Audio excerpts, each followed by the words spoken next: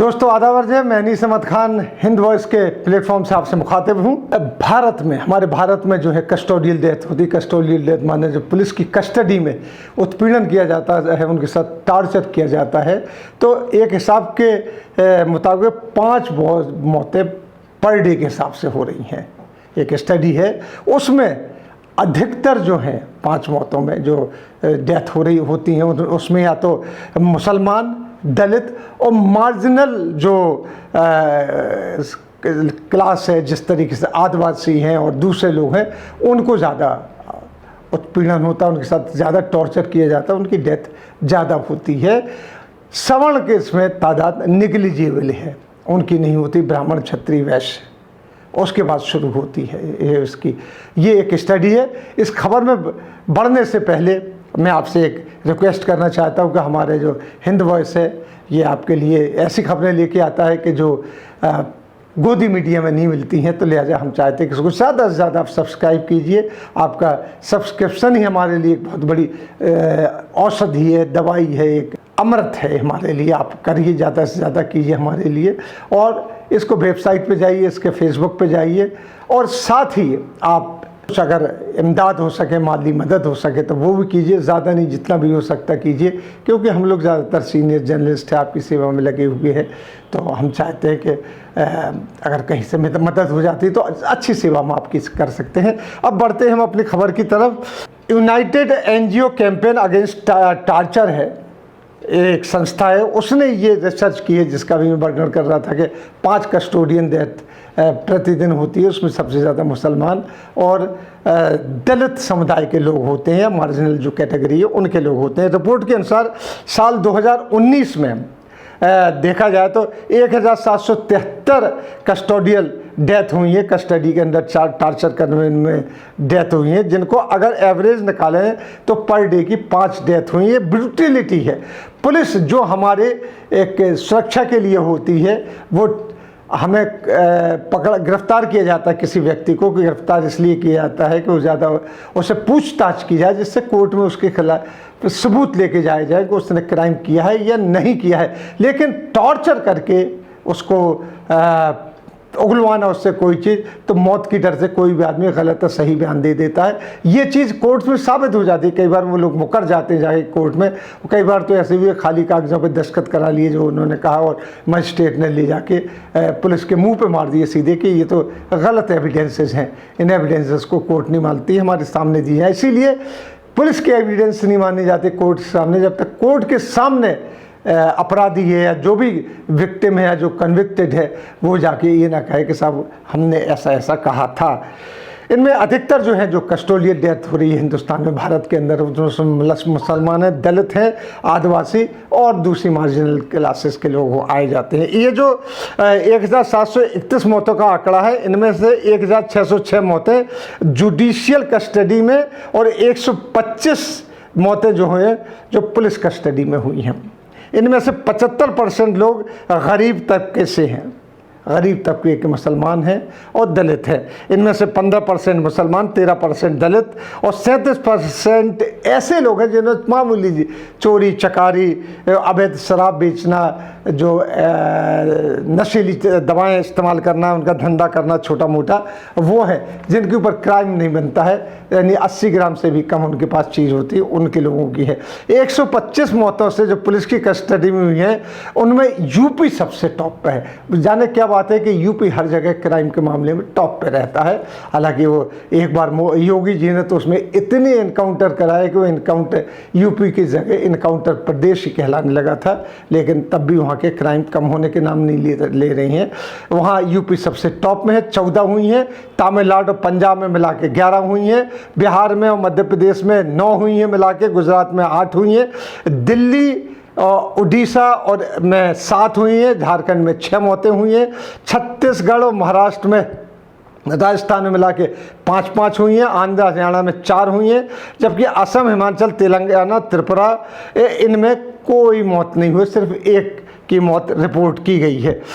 अब यही police version देखिए जो कस्टोडियल डेथ में होती है, वो कोर्ट के सामने जाके कहती है, वो कहते हैं जो 74.4% टार्चर के मामले में होती है। टॉर्चर तो जानते हैं आप, पुलिस किस तरीके से उत्पीड़न करती, किस तरीके से उनको टॉर्चर करती है।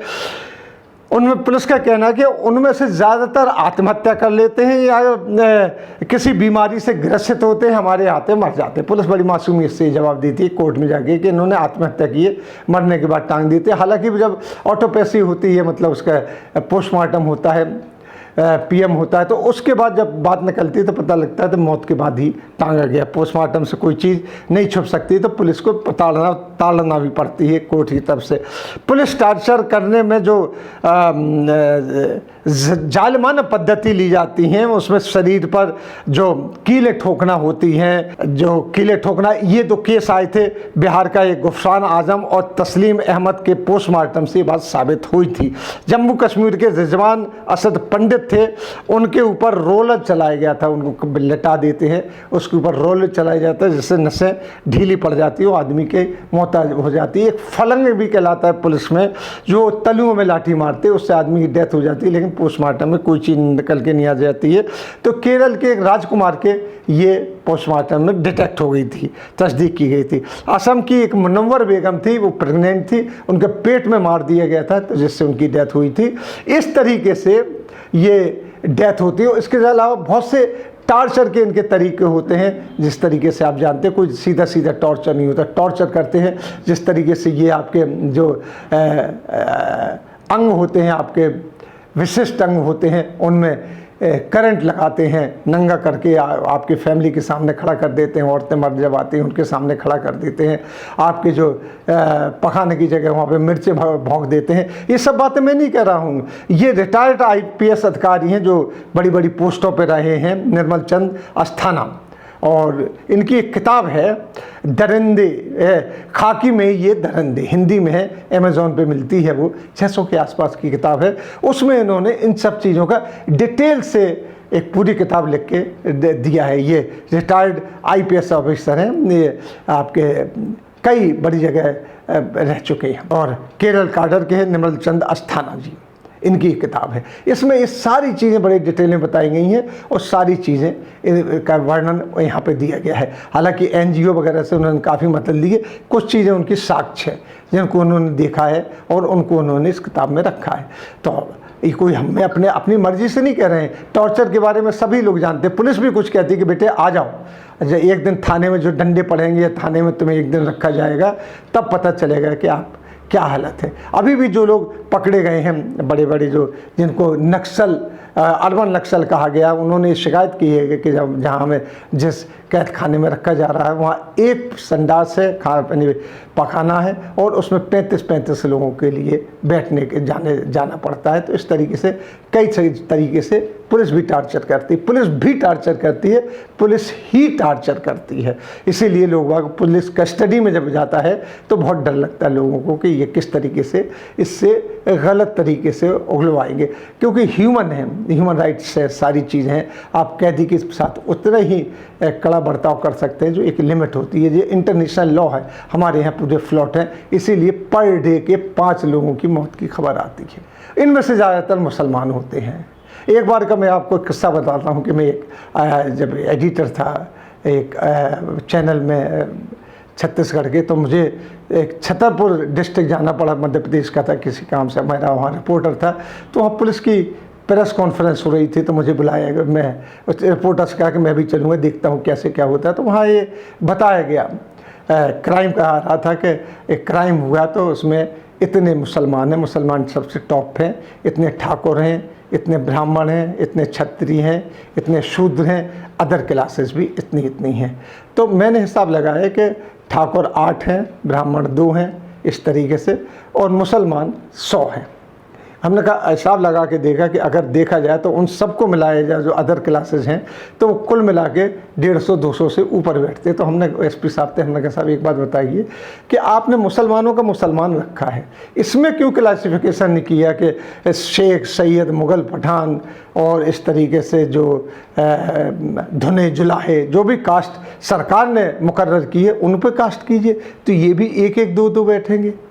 तो वो चुप हो गए, उन्होंने कोई जवाब नहीं दिया। तो इस तरीके से लगता है कि सबसे ज़्यादा क्रिमिनल जो मुसलमान है। फिर ये रिपोर्ट जो NBC national crime record bureau में जाती है तो उसी तरीके से जाती है, तो पता लगता है कि क्षत्रिय इतने हैं, वैश्य इतने हैं, ब्राह्मण इतने हैं जो कि कोई क्राइम नहीं करते हैं, और मुसलमान इतने ज़्यादा है कि क्राइम ही करते हैं, और सिख इतने हैं कि क्राइम ही करते रहते हैं। तो इस तरीके से तो ये भी इस तरीके से कई वाक़या होते हैं। एक वाक़या और बताना चाहता हूँ मैं, ऑफ द रिकॉर्ड है। मैं मध्य प्रदेश के माइनॉरिटी के चेयरमैन थे, उनसे मेरी दोस्ती थी, तो मैं उनके पास जाता रहता। तो उनके पास एक केस आया। उस वक्त वहाँ पे मुख्यमंत्री दिग्विजय सिंह थे। तो उन्होंने कहा यार ये क्या हो रहा, मेरे पास केस आया कि CBI वाले यहाँ पे इंक्वायरी कर रहे हैं, मदरसों में जाके पूछते कि आपको कौन सी किताब पढ़ाई जाती। तो वो लोग कहते हैं कुरान पाक पढ़ाया जाता। तो पता उनसे पूछा था वही कुरान पाक जो अफ़गानिस्तान में पढ़ाया जाता है। तो एक बात बताता चलो, कुरान पाक वही है, पूरी दुनिया में वही है जो एक जगह पढ़ाया जाता है, जो उतरा था आज से 1400 साल पहले नबी अकरम सल्लल्लाहु अलैहि वसल्लम के ऊपर अल्लाह मियां ने उतारा था। वही कुरान पाक एज इट इज़ अभी तक चला रहा है, उसमें कोई तरमीम नहीं हो रही है। तो लोग कहते थे हाँ वही कुरान पाक पढ़ाया जा रहा है जो वहाँ पढ़ाया जाता था।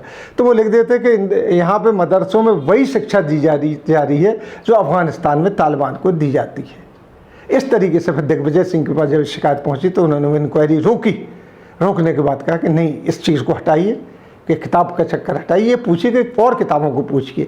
तो उसमें तो कई चीज़ें थी कि कई बार तो जो अलिफ बे पेटे का कायदा है वो भी पेश कर दिया मजिस्ट्रेट के सामने कि देखिए साहब ये आतंकवादी की किताब उर्दू में निकली है। इनके तो मजिस्ट्रेट चूँकि उर्दू जानते हैं, जाहिर से मजिस्ट्रेट होता तो उनके पुलिस वालों के मुँह पर मारी कि क्या चीज़ लेके आए हैं, अभी तो कायदा है, एक ग्रामर है इनकी। इस तरीके से कई चीज़ें होती, लिहाजा पुलिस जो न कर दे वो कम है।